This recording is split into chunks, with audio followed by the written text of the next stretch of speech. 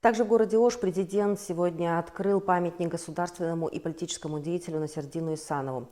В истории крымского народа есть целый мир людей, оставивших неизгладимый след в решающие политические периоды. Это были великие люди, творившие историю и ведущие свое общество и современников в новую эпоху. Отдавая должное их вкладу в развитие крымской государственности, необходимо передать их нелегкий труд в историю страны следующим поколениям.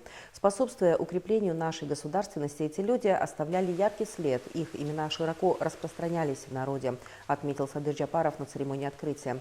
По его словам, Насердин Исанов, являясь талантливым лидером и волевым человеком, внес весомый вклад в государственную политику, строительство, науку, экономику страны.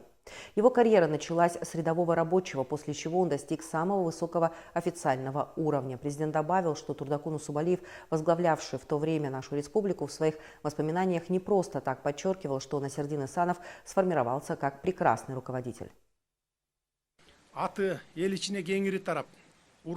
Насердин Исанов твердо стоял на своей позиции в вопросе золотого рудника Кумтор, ставшего важнейшим вопросом в истории независимой Кыргызской республики. Что добывать кыргызское золото будем только мы, но, к сожалению, цель мошенников была достигнута, и очень прискорбно, что все это закончилось печальной судьбой Исанова. Однако в 2021 году золоторудное предприятие Кумтор было полностью передано в собственность государства, который теперь успешно работает на благо народа и на развитие страны. Даже если хороший человек уйдет, то, что он сделал, останется навсегда. Наш старший брат Насердин будет жить в нашей памяти вечно. Наш народ знает и помнит его как честного человека, который ставил интересы государства выше собственных. Такова судьба, что его заслуги перед Родиной оценены после смерти, и он удостоен высшей награды страны.